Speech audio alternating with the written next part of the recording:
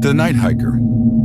Ben had been driving for hours, his headlights piercing the dense fog on a desolate forest road. He was tired, the kind of tired that made the edges of reality blur. He promised himself he'd stop at the next motel, but the twisting road seemed endless.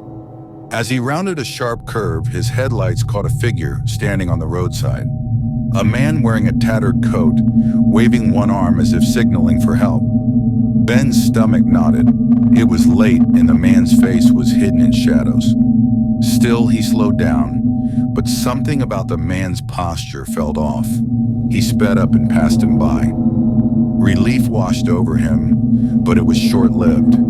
Barely a mile ahead, the figure appeared again. Same coat, same wave, only this time closer to the road. Ben's hands tightened on the steering wheel, his breath quickening. "I'm just imagining things," he muttered to himself, but his heart pounded harder with every mile. He didn't stop. He couldn't. 10 minutes later, the figure was back, this time standing in the middle of the road. Ben slammed on the brakes, his car skidding to a halt. The man didn't move. His head was tilted down, his face still obscured by shadow. Ben honked, his nerves fraying. "Hey, get out of the road!" The man slowly lifted his head. Ben froze. The face was wrong, featureless except for hollow black pits where eyes should have been. The man raised his hand, pointing directly at Ben. Panic surged through Ben as he threw the car into reverse.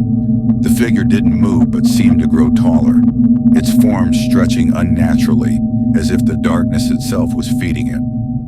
Ben's tires screeched as he sped backward, desperate to get away. When he looked in his rearview mirror, the man was sitting in the back seat. "Why didn't you stop?" a hollow voice whispered.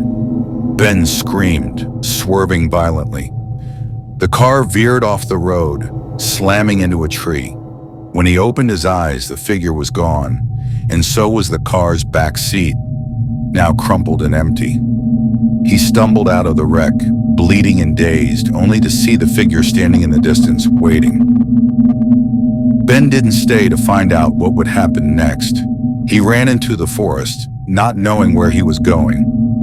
The last thing he heard was the sound of footsteps behind him, getting closer and closer.